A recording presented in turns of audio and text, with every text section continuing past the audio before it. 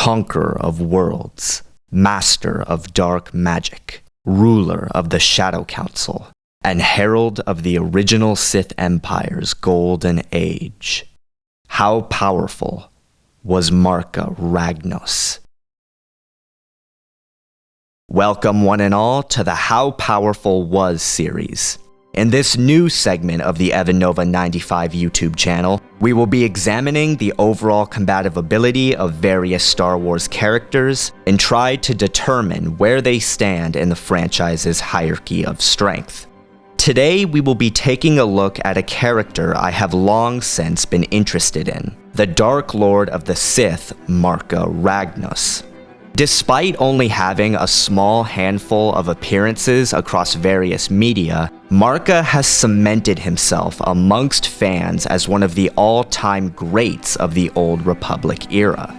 Many of us know him for his roles as the ruler of the pre-Great Hyperspace War Sith Empire, anointer of Exar Kun and Ulic Qel-Droma, and central antagonist in the popular video game Jedi Knight Jedi Academy.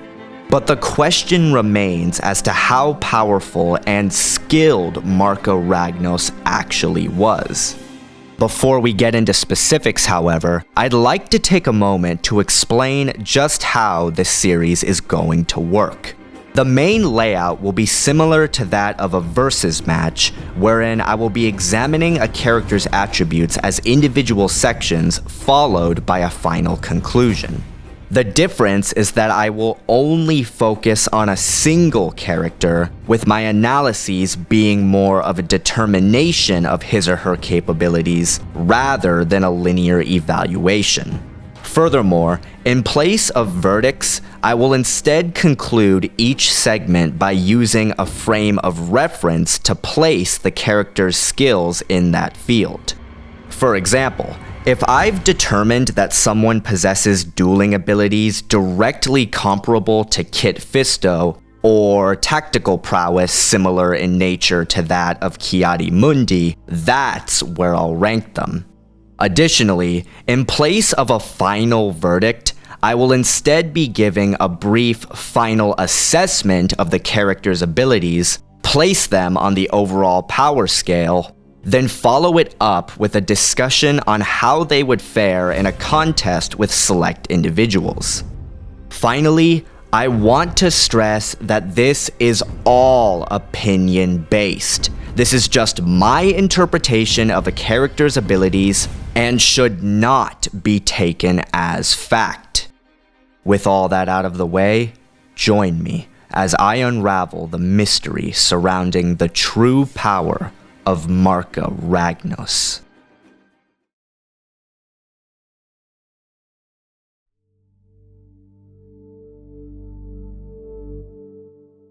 Even as far back as this video's conception in November, I knew with absolute certainty that the most challenging aspect of Marka Ragnos to analyze would be his physical capabilities.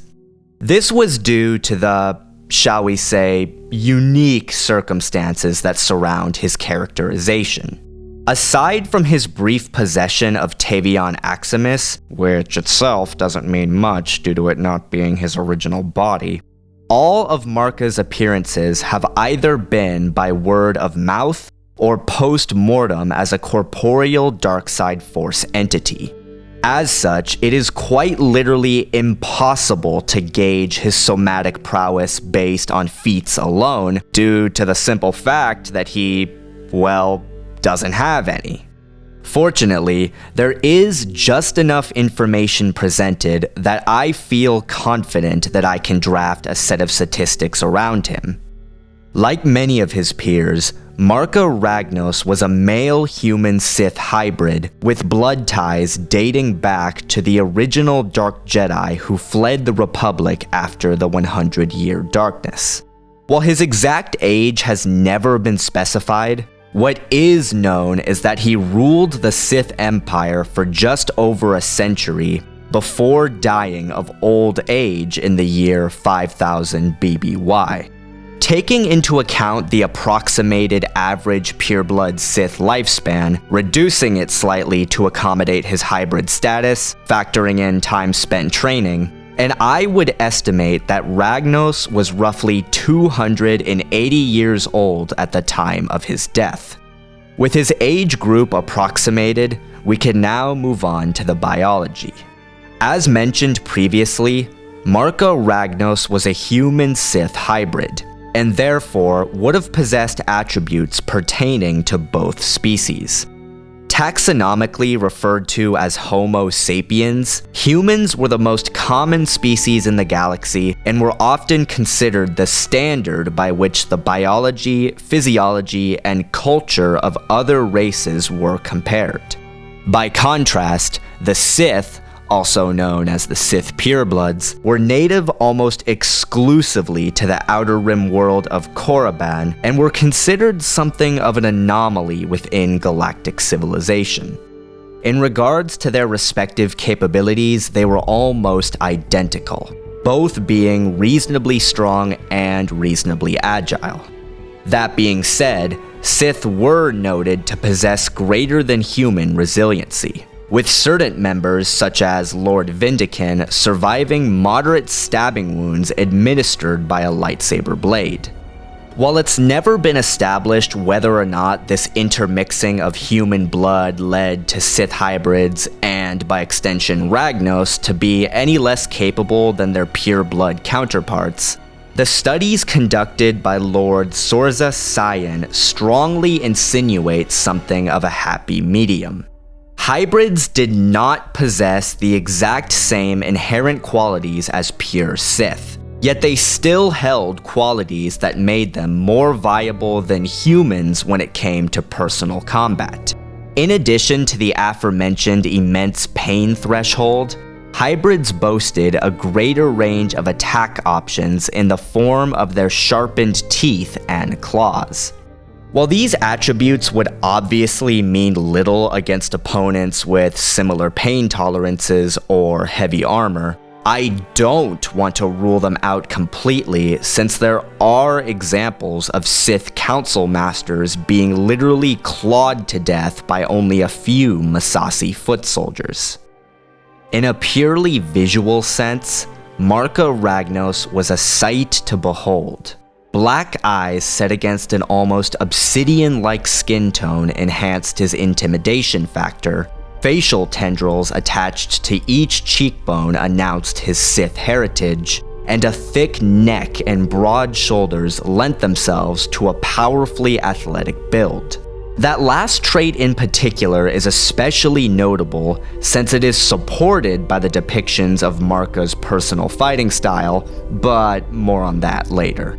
Due to the artist's tendency to exaggerate the size of his astral form beyond the point of absurdity, I was forced to channel my inner mortician and examined the Sith Lord's mummified corpse in order to properly gauge his height. Juxtaposed to his funeral attendees, Ragnos' body length and proportions were virtually identical to those of Naga Sadow and Ludo Kresh. Therefore, he would have stood at roughly 1.88 meters or 6 foot 2 inches, exceptionally, though not abnormally tall by Sith standards. Moving into the more substantial material, the first, last, and only description of Marka Ragnos' physical output was provided by the Dark Side sourcebook written by Bill Slavisek and J.D. Wicker. As noted by his bio, Marka was respected and feared by the Sith of his time for his, and I partially quote, tremendous physical power and a frightening grasp of the dark side of the Force. While this is a vague designation, especially since we don't have any feats to back it up, it does fall in line with the rankings listed in the physical section of Ragnos' character sheet. His strength is 16, which means he can lift 160 pounds above his head in a military press. His dexterity is 11, and his constitution is 17. So extremely strong, somewhat slow, and pretty damn tough. Working off the assumption that these ratings pertain specifically to Marka's physical prime, this would mean that his baseline strength was slightly above Obi-Wan Kenobi, but directly equal to Anakin Skywalker. His baseline dexterity was a bit higher than Castan Paratus, but far beneath Darth Vader. And his baseline constitution was equivalent to Ludo Kresh, but somewhat below Naga Sadow. At the end of the day, I would say that the most accurate frame of reference for Marka Ragnos' physical capabilities would be the character of Lord Scourge from the Star Wars The Old Republic video game. He was a towering Sith juggernaut capable of crushing all but the most formidable combatants with veritable ease. And though somewhat lacking when it came to speed and dexterity, his natural Sith toughness, coupled with an immense pain threshold, made him a devastating foe.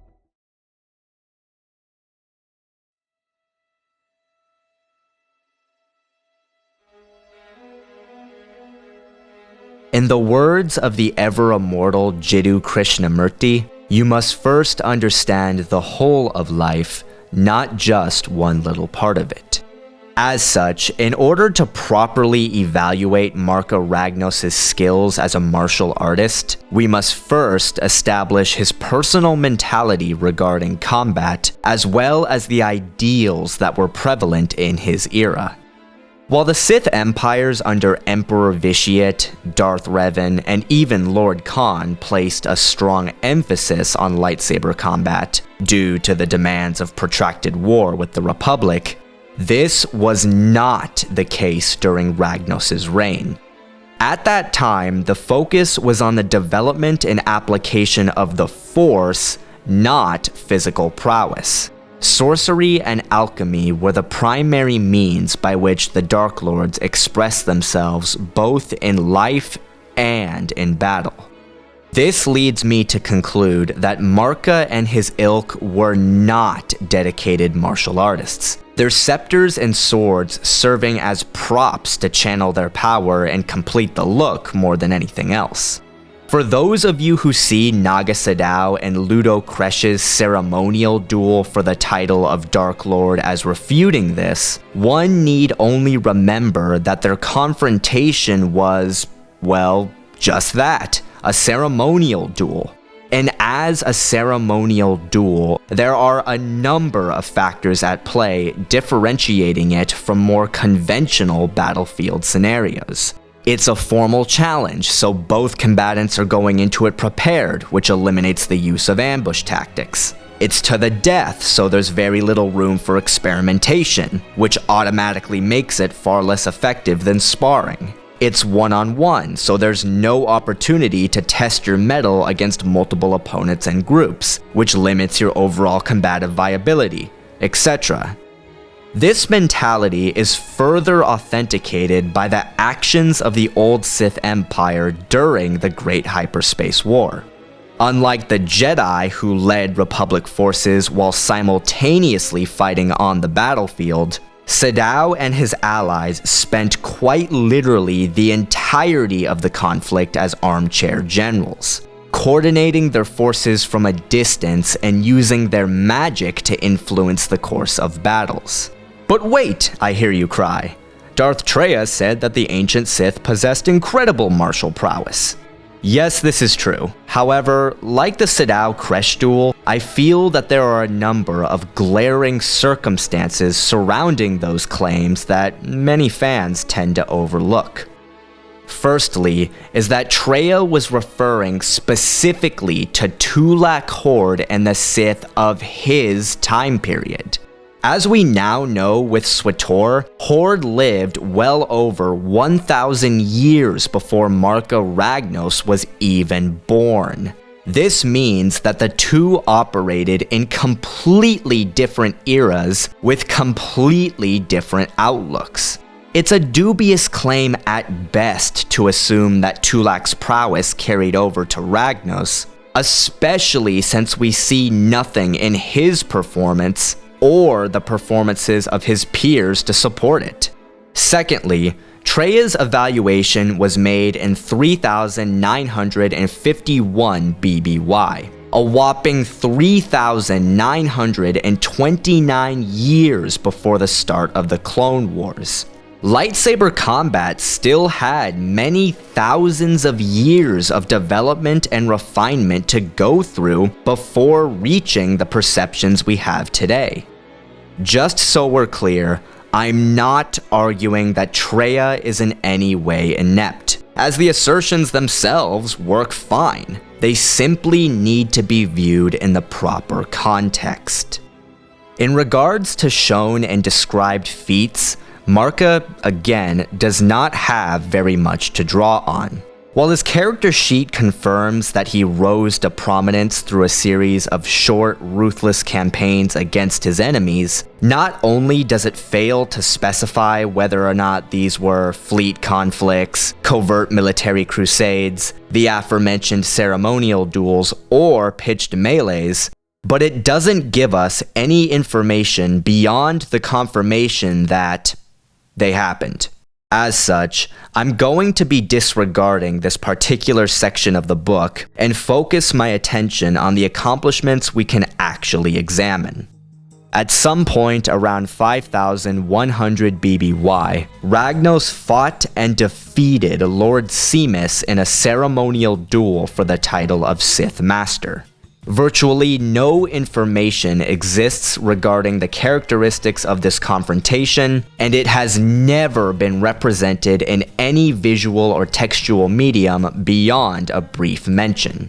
All that can really be extrapolated is that Marka likely employed some variation of the Sai Cha maneuver to decapitate Seamus at the battle's conclusion. Additionally, while Seamus was noted to possess an extensive knowledge of dark side magic, he was never credited with any dueling ability beyond the standards of his era, which, as we've already established, weren't as high as they were in others. Marka Ragnos' most significant display was his final duel with the Jedi Knight Jaden Korr during the Battle of Korriban in 14 ABY. Taken at face value, it would be easy to joke that either Jaden Korr attained master-level combat status in the span of a single year, or that Ragnos himself was a complete and utter washout who was defeated by a 15-year-old scrub. However, while this engagement can be used as a frame of reference for Ragnos' fallback instincts, for example, how swiftly he begins to draw on the Force, or his preferred method of engagement, it is unfair to the character to judge his actual skill in the same way. This is a Sith Lord who has been dormant. We know this to be the case, as if his Wraithdom had been active, the time spent as an astral projection would have rendered him a Force god by this point, for 5 millennia. He is given mere seconds to refamiliarize himself with physical existence, and this is the first time he has controlled a body other than his own, a female body of a different species no less. He is not really going to be operating at anything close to his former capacity. On top of the unfamiliarity with possession in general, let alone this particular vastly different form, is the inferiority of his new body itself. Not only would his offensive output been hampered by the drastic reduction in muscle mass, but his native durability would have also been negatively affected by the loss of his Sith traits. Furthermore, while Korr was new to the ways of the Jedi at the time, both Luke Skywalker and Kyle Katarn state that he was a prodigy who had outstripped all of their previous students. So he was not your garden variety Padawan by any stretch of the imagination. Applying these mechanics to the fight, this would mean that Marka would have been fighting a pitched melee with the top apprentice of the generation while operating under a severe physical handicap. Not exactly the best situation to be in. Addressing his dueling technique specifically, Ragnos was a very simplistic and domineering swordsman. Although it has never been explicitly stated, it doesn't require much critical thinking to deduce that Marka was a strength-oriented power duelist. All of the melee options on his character sheet were power attacks of some kind, and every source that has described the Sith Lord's battle prowess has made special note of his strength rather than his speed. This is corroborated further by the depictions of Ragnos' style in the Jedi Academy video game. In stark contrast to the flamboyant and acrobatic Tavion Aximus, Marka was very linear and strength-oriented in his moveset. The reasoning behind this specialization is obvious when we consider the disposition of the character. As a heavily muscled sorcerer whose combative prowess rested with the ethereal, it follows that Marka Ragnos would tailor his style towards leveraging his immense strength in order to overwhelm targets quickly without getting drawn into a lengthy war of attrition. While an emphasis on brute force power attacks typically denotes a practitioner of Form 5 to Gem So, this simply cannot be the case with Ragnos due to the era in which he operated. Prior to the Great Hyperspace War, the last recorded contact between the forces of light and dark was in 6900 BBY, a time where Shi-Cho and early Makashi were the only fighting forms in existence. Due to the Dark Jedi's exile into deep space, the eventual Sith Empire was totally oblivious to the creation of energy pistols and proto-sabers, and by extension, the various techniques the Order had developed to accommodate them. This massive time gap also gave the Dark Lords plenty of time to develop their own martial arts styles by hybridizing their methods with those of the Sith purebloods they conquered. Based on this information, I believe that Ragnos' chosen martial arts discipline was a personal take on the fighting methods that were used in tandem with the Massassi Greatsword, as the weapon is noted to enhance a heavy-handed style. Equipped with a double-edged Sith broadsword, which he kept housed inside his scepter, Ragnos executed his saber offense by pairing off directed strength moves with dynamic sweeping blade work, using full-body power blows to shunt aside his foe's blade or break their momentum, then finishing them with a decisively lethal follow-up. This devastating swordplay was reinforced by his heavy, and I mean heavy, integration of his Force talents, typically Force Lightning and Force Drain to quickly disable or kill his adversaries, as well as his advanced application of the sword throw. In regards to defense, Marka was capable but not extraordinary, using a simple combination of stiff blocks and slant parries to neutralize the kinetic energy of his adversaries' attacks. Additionally, his lack of exposure to directed energy weapons also suggests that he would have been limited in his ability to deflect continuous blaster fire. Though this would of course all be relative, as the Sith Lord still has the option of drawing on the Force to predict the trajectory of the bolts. There is no question that Marka Ragnos was one of the most devastatingly powerful physical combatants of his day, and a swordsman worthy of being called a master. However, I feel that he had far too many technical limitations to truly be ranked as one of the all-time great duelists in Sith history. Though savage and capable of overwhelming lesser opponents with ease, Marka's personal form was also grossly over-specialized, both in its methodology and overall combative application. As mentioned previously, Ragnos' saber offense was based around wide, sweeping power blows executed at the most linear and direct attack vectors. He holds nothing back when attacking his opponents, committing his entire body to every strike in order to shatter their defenses as quickly and brutally as possible. Although this hammer-like approach did drastically increase the power behind his attacks, it also left him with no room to backpedal once he committed himself to a particular maneuver, leaving him overextended and horrendously exposed to counterattack.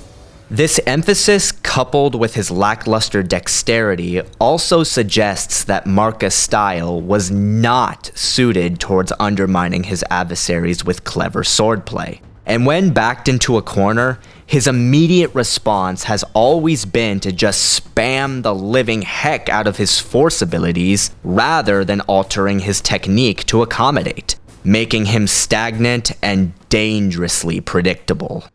All that being said, I only see these weaknesses coming into play if Ragnos were to face off against a true master duelist over a prolonged period of time.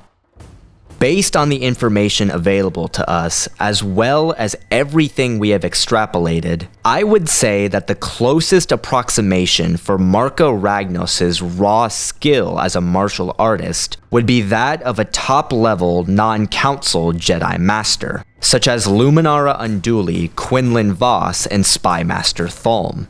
He was a powerful swordmaster capable of tearing through most opponents with consummate ease.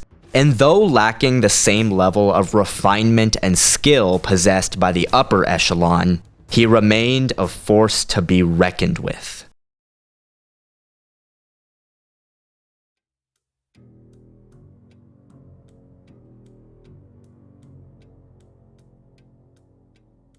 An iron-fisted ruler and a paragon of the old Sith Empire, Marka Ragnos was one of the most cunning and judicious Dark Lords of his day, distinguished by his insight as well as his ruthless mentality.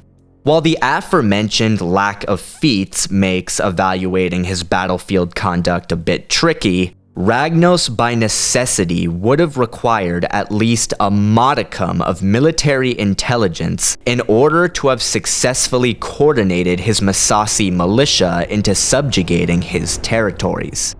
Following his defeat of Seamus, Marka assumed the title of Dark Lord of the Sith and ruled the Empire for over a century. As noted by Lord Scourge, maintaining a long-term position of authority amongst the conniving and cutthroat politics of the Sith requires both immense strength in the Force and a shrewd understanding of one's opponents. It should be remembered that Ragnos died of old age prior to the Hyperspace War. How many Sith Lords can you honestly name that have met their end not by assassination or displacement, but by natural causes? Oh, and let's not forget that he did this while operating on freaking Korriban. This ain't like some wimpy Darth and Dedu shit, where he packed up all his things and hightailed it to the most remote planet he could possibly find. No, he lived out his entire 100-year reign at the epicenter of dark side culture. That is pretty impressive. Like most of his accolades, Marka Ragnos' approach to managing his empire is highlighted in the Dark Side sourcebook, and it reads as follows.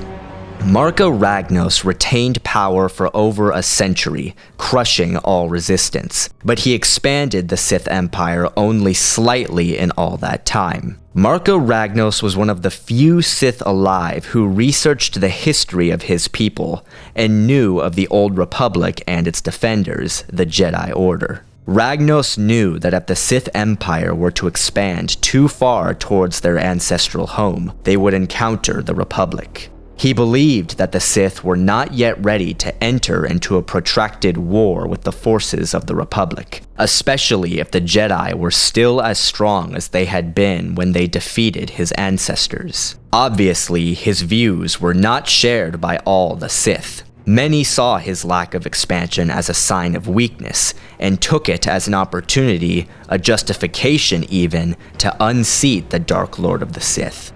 At first irate that the other Sith would so blindly endanger his empire with their ambition, over time, Ragnos came to realize that while they were focusing their efforts on him, they were not actually expanding the borders of the Sith Empire, and thus not precipitating contact with the Republic. Marka Ragnos elected to play the aggression of the other Sith, to distract them from making a mistake that would bring the Sith Empire to ruin.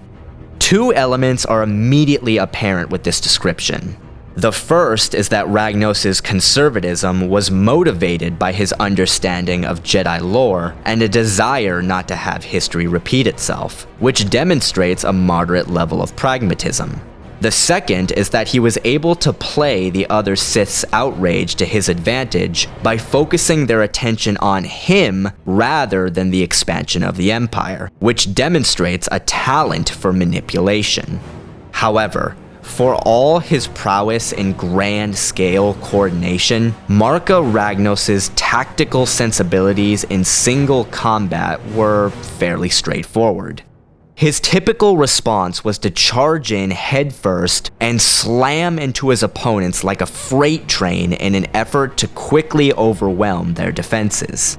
While by no means unintelligent, this static adherence to an almost purely offensive style based around strength and endurance would have severely limited the number of scenarios he could successfully operate in.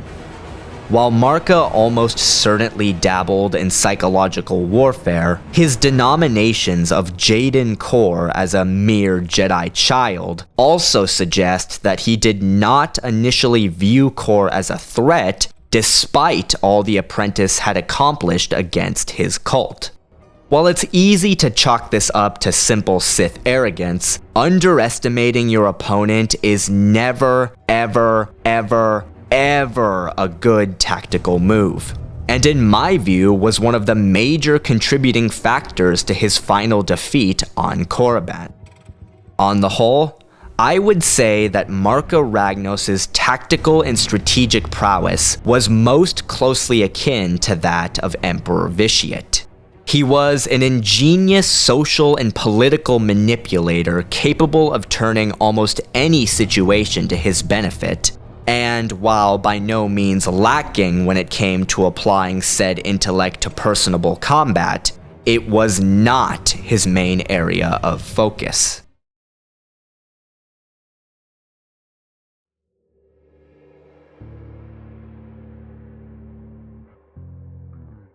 Marka Ragnos was regarded as one of the greatest Sith sorcerers in galactic history, possessed of a frightening grasp of the dark side of the Force.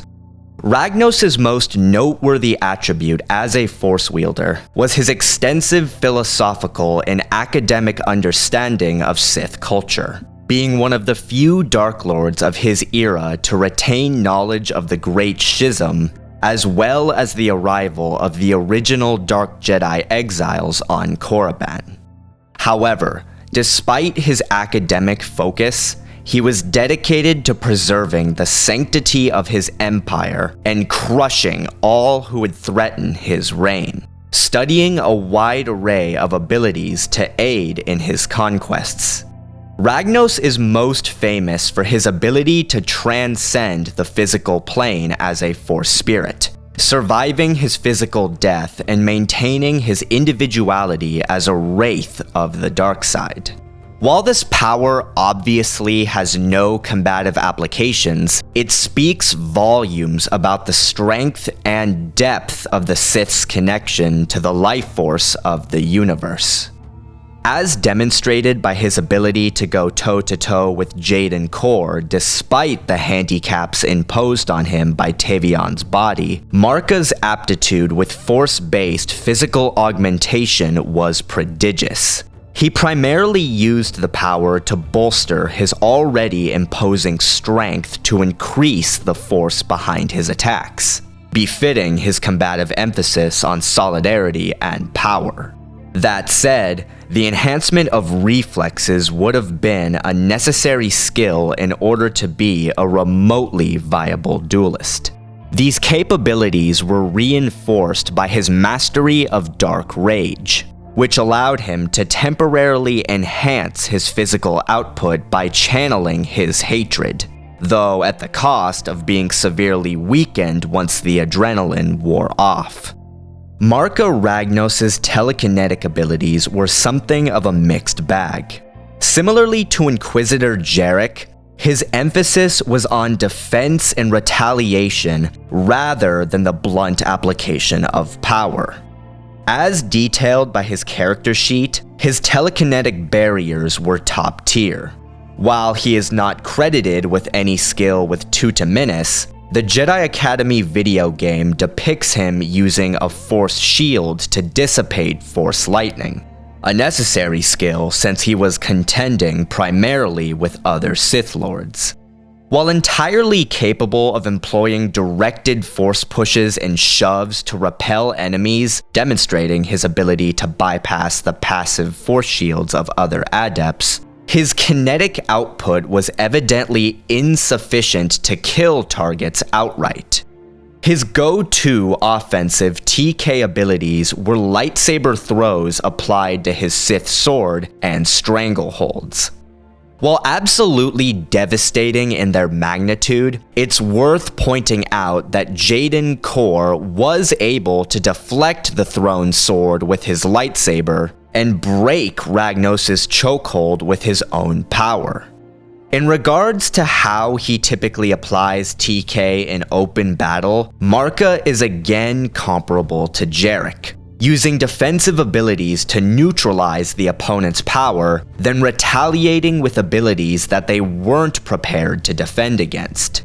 While saber throws and chokeholds were more common in later eras, they were not particularly favored in his, due to the aforementioned scarcity of lightsabers, as well as throwing a sword just isn't as practical as throwing a weightless energy blade that can cut through anything, and the Sith's focus on sorcery ahead of telekinetic prowess.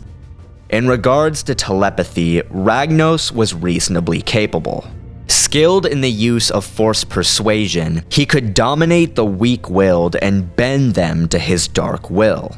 While we're on the subject of possession, Marka was also capable of essence transfer, though he evidently didn't learn the ability until after his spirit had been re-energized by Tavion.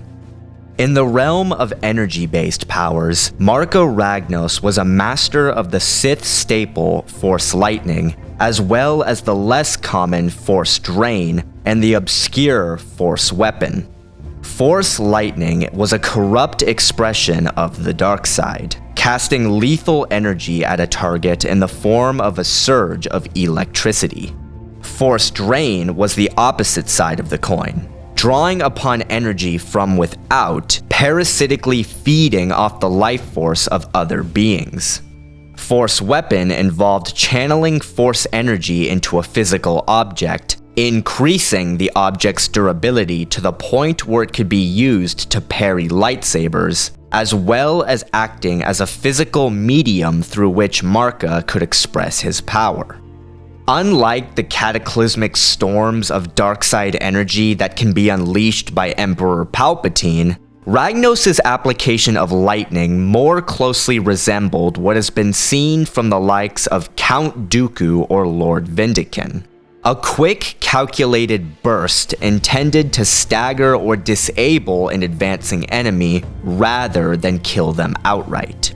His use of Force Drain was more overtly powerful, but unlike what has been seen from figures like Darth Nihilus, it could be resisted with sufficient power and control.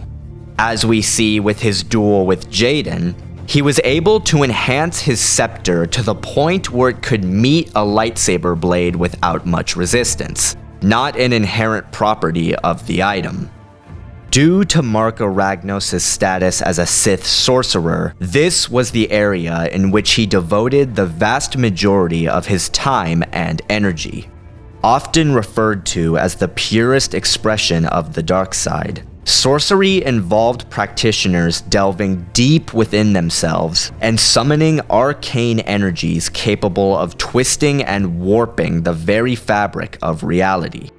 Though almost certainly familiar with all subsets of Sith magic, Ragnos' primary specialization was alchemy, which allowed him to alter the physical properties of both inanimate objects and living beings by infusing them with dark energy. Furthermore, while he has never been shown conjuring Force illusions, such powers were commonplace in his era. Addressing his personal applications, Marka was once again very restrained and minimalistic when it came to using his arcane abilities. This is most evident by his conduct during his final duel with Jaden Korr. While I've repeatedly stated my belief that Ragnos' possession of Tavion made for a poor representation of his martial prowess, transferring into a new body does not, nor has it ever impeded upon a Darksider's ability to draw on the Force. So his displays in this state can be carried over to all time frames. Despite having a veritable plethora of magical powers at his disposal, Marka never once made use of them during this confrontation, instead relying on a heavy mixture of sword combat and more conventional dark abilities such as Force Lightning and Force Drain to win the day. This isn't something we can just attribute to Academy's mechanical limitations either, as we see a clear demonstration of sorcery by the Dark Jedi Desan in the previous installment, Jedi Outcast, so the technology was there. Rather, I see this inhibition owing itself entirely to Ragnos' Force-based tactical sensibilities. How do you give yourself an edge in an era of standardization? You master the unorthodox. Rather than simply following the crowd by channeling his energies into the blunt and exhaustive applications of the Force, he played it smart and focused on developing a strong defense against those powers, while simultaneously mastering abilities that were considered esoteric in his era. As a result, Ragnos' skill set was inherently optimized towards engagements with other Sith sorcerers, as he could essentially negate their offensives and retaliate in ways they simply didn't know how to combat. As such, I would say that Ragnos' probable use of Force illusions resembled what we saw from Darth Plagueis during his training of Palpatine. A simple but convincing projection of himself superimposed onto thin air in order to briefly disorient an adversary. His use of Sith alchemy was similarly passive, using the subtle manipulations of matter to forge weapons and mutate his pet Tyrantatak into a terrifying Sith spawn, but never as an overtly offensive tool. Even the mechanics of his scepter fell in line with this passive approach. Compared to the more overtly destructive features of the Mur Talisman or Gauntlets of Naga Sadow, Marka's weapon functioned primarily as a conduit, siphoning off and storing mass quantities of Force energy from areas saturated with it to strengthen himself and his allies. While the power could be channeled into a beam of pure Force energy, the most these blasts have ever been shown to do is dislodge chunks of stone or briefly knock individuals unconscious rather than critically injuring them. However, while Marka Ragnos' more defensive approach made him highly skilled, it also constitutes a major tactical oversight. As I mentioned previously, Ragnos' Force abilities were optimized primarily for contests with other Sith sorcerers rather than anyone else. And though his counters were overwhelmingly effective, this was only because they were based around powers that were not commonly used in his era rather than being inherently radical. Unlike Jarek's Force Destruction, which was almost exclusive to him and therefore provides an edge against all possible opponents, sword throws, chokeholds, lightning, and life drain gradually became the standards by which all Sith Lords were held. As a result, Marka's overall viability as a combative Force wielder, at least in a purely tactical sense, was severely limited, as he is failing to make use of his magic when it would be most appropriate for him to do so, and in the process giving less powerful but equally skilled adepts like Jaden plenty of opportunities to defend themselves before he even considers changing his approach. However, I want to stress that these shortcomings, serious though they may be, would only factor into engagements with adepts of equal or near equal levels of power, and should not be seen as detracting from Ragnos' accomplishments. He was unquestionably one of the most powerful, knowledgeable, and versatile Force wielders of his day. And though somewhat inhibited by his tactical sensibilities, he ultimately proved his mettle as a true Dark Lord of the Sith. In regards to his personal skill set, Marka Ragnos is again comparable to Emperor Vitiate, boasting a wide arsenal of abilities derived from both conventional and esoteric disciplines.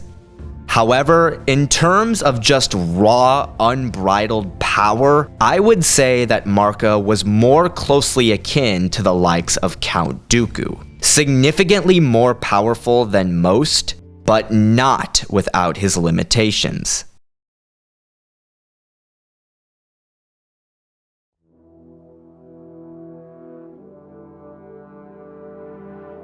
While his reputation may have lasted for over 5,000 years in-universe, Marka Ragnos isn't typically the first Star Wars character people think of when they hear the phrase Ancient Sith Lord. His appearances across various media are sparse, his design isn't all that distinct from the other Darksiders we see in the Tales of the Jedi comic, and his characterization, while unique, does not lend itself well towards combative prowess. However, when one sits down and critically examines Ragnos, taking what little info we have and combining them with his accolades, it becomes quite clear that he stood as one of the most fearsome Sith masters in galactic history. Physically, he was a towering half-breed muscle tank capable of steamrolling most opposition and tanking mass amounts of damage before going down. While not a dedicated martial artist and swordsman, Marka's powerfully offensive fighting style allowed him to capitalize on his immense strength while simultaneously whittling down the defenses of opponents. His form was over-specialized and lacked technical sophistication, to be sure, but its relative simplicity also meant that it could be applied to virtually any combative scenario with virtually any weapon type, providing him with options. As a tactician and strategist, he was a grand-scale thinker through and through. An expert in both intimidation and espionage, he could manipulate political rivals like puppets on a string. And though wanting when it came to applying this tactical mind in the heat of the moment, his intelligence was undeniable. With his mastery of the dark side, Ragnos was both powerful and varied. His academic knowledge was tremendous, and his unique skill set fell in line perfectly with his needs. Though somewhat of an anachronism due to his extremely narrow methodology, his destructive potential was still immense. However, the big question we have yet to answer is this: how would Marka Ragnos fare in a contest with other more well-known Force wielders?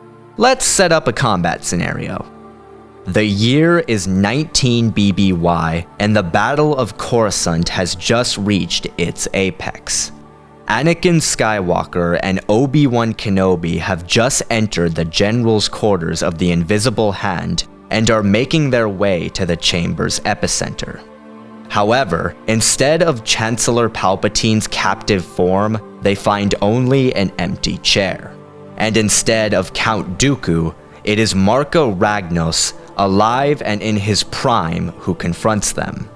Without a word spoken, the Sith Lord jumps down from the upper balcony and slowly approaches the two Jedi.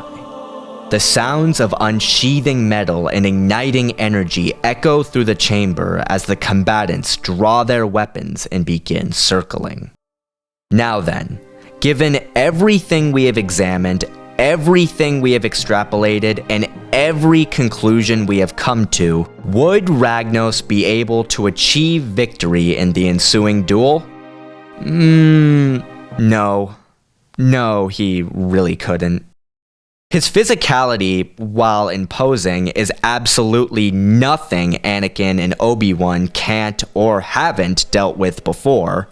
As far as martial arts training goes, Marka Ragnos' technique simply isn't advanced to the point where he could threaten such high-caliber sword masters. Not only do Skywalker and Kenobi both employ fighting styles that he would be inherently unfamiliar with, they do so in ways that largely work against his preferred methodologies. Anakin's more focused offensive allows him to meet Marka's charge without running the risk of having his momentum broken, while Kenobi's flowing defensive parries leave him primed to exploit the Sith Lord's openings and hack him to pieces. Ragnos may be the superior grand-scale strategist and manipulator, but his tactics in single combat are too straightforward, lacking the focused mindset required to outwit such accomplished military generals. Combative force abilities is the most crucial element of this contest and the area in which it is most balanced. While there is no questioning Marka Ragnos' moderate superiority in terms of knowledge and power, Anakin's full potential notwithstanding, I don't see it as being a major game breaker, as his abilities weren't geared towards engagements with Guardian-style force wielders. His aptitude with physical augmentation was pedestrian. Transcending the physical plane as a force spirit does nothing to aid combative prowess, and his use of sorcery as a purely defensive and utilitarian tool means that neither Jedi has to worry about Ragnos overwhelming them with almighty displays of arcane power. Furthermore, while Marka is just as quick on the draw with his direct TK attacks, his kinetic output wasn't powerful enough to kill targets outright. And if Academy-era Jaden Core could deflect his saber throws and break his strangleholds, then Skywalker and Kenobi could almost certainly do so as well. In regards to energy-based powers, Marka may hold a significantly broader arsenal of abilities, but again, he wasn't bringing anything to the table that either of his opponents couldn't deal with. Both Jedi have been shown easily deflecting lightning on the level with what Ragnos was capable of. Force Weapon does little more than reinforce the integrity of his scepter, and Anakin is officially credited with the ability to resist Force Drain by the 2002 Star Wars The Clone Wars video game, while such a feat would be simple for a Force wielder of Obi-Wan's level of power and control, effectively negating the Sith Lord's most frequently used abilities.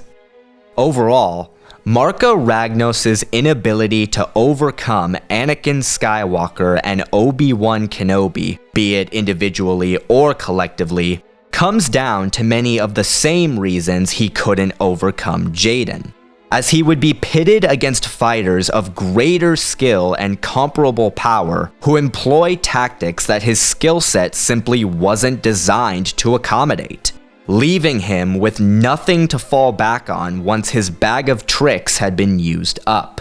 This isn't to say that he couldn't defeat any Jedi or Sith of Skywalker and Kenobi's caliber. It's just that they have very specific advantages that benefit them in very specific ways. For example, Marka would dominate a confrontation with the likes of Darth Ndedu, Darth Nihilus, Darth Thanaton, or Volfe Karko, as their de-emphasis on physical combat and the direct application of dark force power as their primary attack option is exactly the kind of strategy he worked to circumvent. Their telekinetic attacks would be tanked by Ragnos' barriers, their magics would be dispelled, their lightning would be turned away, and their lackluster defenses would be ground to dust by his powerful sword attacks. At the end of the day, Marka Ragnos was one of those really paradoxical combatants who is both flexible and ridiculously over-specialized. Against either the rank-and-file or sorcerer archetypes, he is guaranteed to dominate the contest, no questions asked. But against more skilled opponents who fall outside of his narrow range of abilities, the most he can realistically hope for is a stalemate. Well guys, I hope you enjoyed this first installment of the How Powerful Was series. Please leave suggestions for future character explorations in the comment section below. Hit the little bell icon to be notified of future updates, and I'll see you guys later.